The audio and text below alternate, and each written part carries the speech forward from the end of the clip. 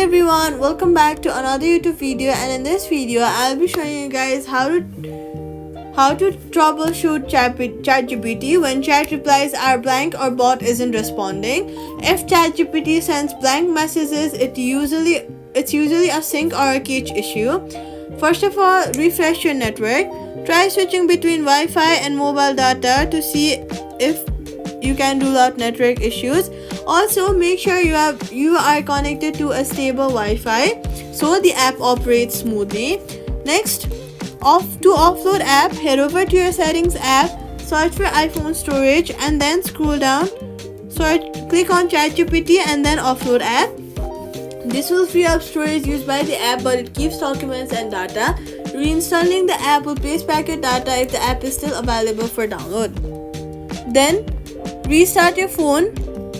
Next, after restarting, head over to your app store, search for ChatGPT, and then make sure to update your app to the latest version.